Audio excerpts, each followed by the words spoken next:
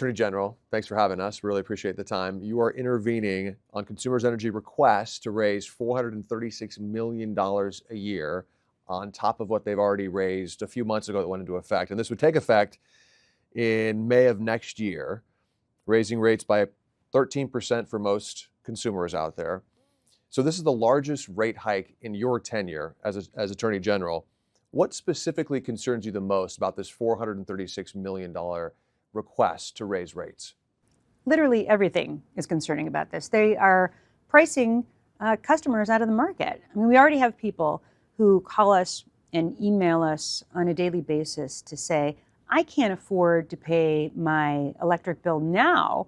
I'm certainly not going to be able to afford it in the event there's yet another increase. And again, as you indicated, I mean, $436 million in addition to the $154 million they literally just got within the last week. So they haven't even spent that money yet to know how they're going to need more money now for the next year. And I think it really speaks to a significant issue we have here in Michigan, that the utilities are allowed to ask for rate increases every 12 months. How can they do that when we don't even know how they've spent the money? What we do know, however, is that it has not done anything to increase reliability. So we are in Michigan, like I think 46 in the country as a state in terms of the number of minutes for power outages that we have. I think we're 48th in terms of how long it takes to restore our power once we've lost it. For consumers' energy, they're amongst the 15th worst performing companies out of the utilities in the entirety of the nation. So what's happening? Well, they asked for these continued increases and rate hikes. Their service isn't getting any better, but it is their corporate profits or the amount of dividends for their shareholders or for their executive staff, their salaries and their bonuses, that continues to increase. So we just see this increase over and over and over again. We continue to hear, oh, we need to trim trees. We need to harden the grid in order to increase, the reliability in our service. But yet that never seems to actually happen, and there's no accountability. So there's no way to say, well, wait a minute, you said you were going to increase your reliability and we'd get better service if we did all these things last time. And there's no way to say, well, did you trim X number of trees? What did you do exactly to harden the grid? And if you didn't provide better service, how come customers can't get a refund from the last time? That never happens. Maybe it should. You said your office will scrutinize this proposal for unjustified spending. Are there early signs of questionable expenses specifically, like the private jet costs and other associated costs? Yeah, I mean, our department is going to do everything we possibly can to scrutinize every detail of this. But I think it's important for people to know we only get 120 days to do that. And again, there's no way to know how they spent the last increase because that just occurred. So we really are talking about some sort of systemic overhaul that we need to do. I mean, even if you were to say to the utilities, you can only ask for an increase every 2 years. That way we know how you spent the last increase and whether it was well spent or deserved or not. I think something like that would be incredibly impactful and important. But yeah, I mean, typically what happens is that the utility will come in, they'll ask for a certain amount, understanding that we're going to contest it. And I do, each and every single time. I say, prove to the Michigan Public Service Commission why you need this rate increase. And we put on experts and we file briefs and we challenge it. And typically the Public Service Commission cuts it in half. So there really is a motivation by the utilities to consistently ask for rate increases, whether they need it or not, and to ask for the biggest rate increases they can, understanding, well, it'll probably just get cut in half. And so we'll still get a significant increase, but it doesn't mean that it's helping customers any. So Attorney General, with these back-to-back rate hikes that they're asking for, and just months apart, many Michigan families, of course, are feeling the squeeze, as you pointed out. What can you realistically do to stop this latest request to raise rates again? Well, we are going to do everything we can to contest it before the Public Service Commission when we find reasons to present to them as to why this rate increase is not justified.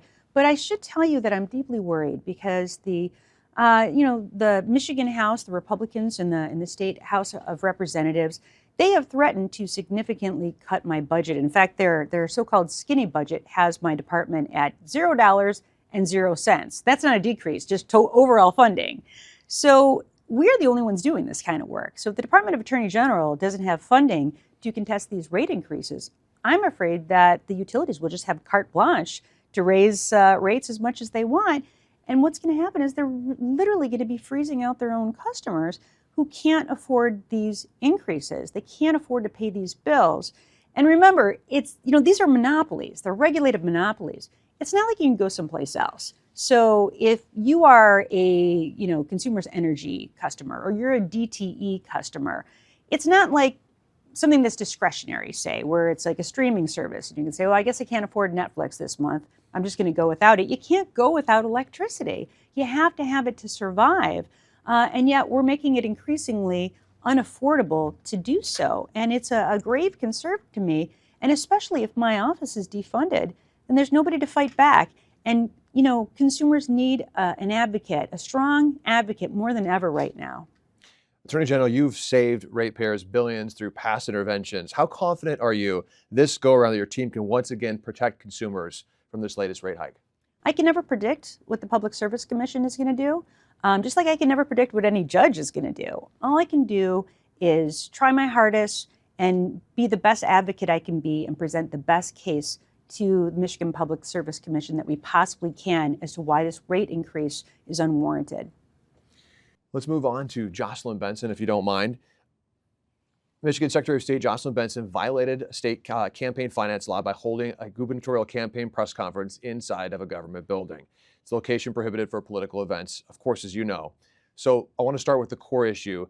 Did Secretary Benson break the law? And if so, in this case, why was she not penalized?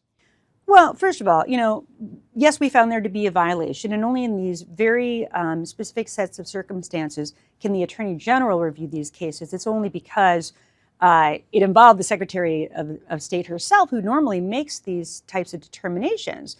But unfortunately, what we found is that while the law allows us to make a determination as to whether there's a violation or not, the law does not permit us to do what the Secretary of State would do in this instance, which is maybe to issue a warning or to negotiate a fine or just to negotiate a resolution to the case. And in a lot of ways, I think that's unfair to the public, but it's also unfair to the Secretary of State, because if it was anyone else and the Secretary of State was negotiating with that person, they might say, well, let's just, make sure you don't do it again, or here's a $500 fine or something.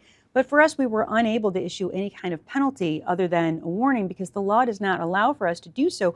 And that's why I have called on the legislature to change the law to allow the Department of Attorney General to negotiate, again, a fine or some sort of a resolution to those cases the same way as if the Secretary of State does it with other actors. But I think it's very important for the public to know and understand in terms of this violation.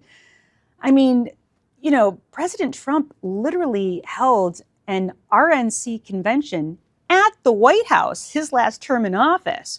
So when I hear about this very brief, press conference that the secretary had in the Austin building, yeah, I found it to be a violation. But is it nearly as serious as most of the, campaign finance violations we see?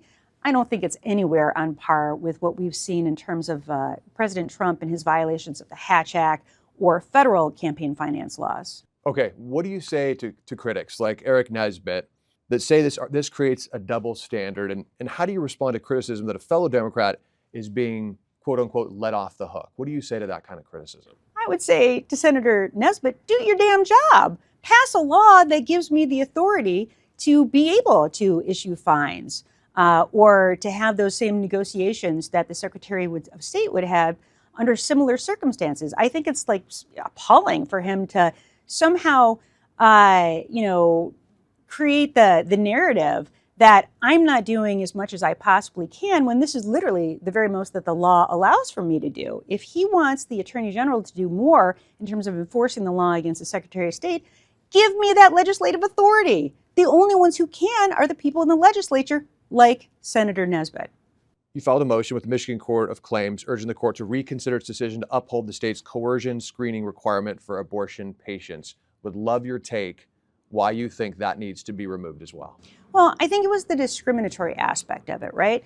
So to say that you have to have this coercion screening for a woman who's seeking an abortion, but you don't have to have it for a woman who's seeking to continue a pregnancy. You don't have to have it for a man who's seeking a vasectomy or a woman who's seeking a tubal ligation.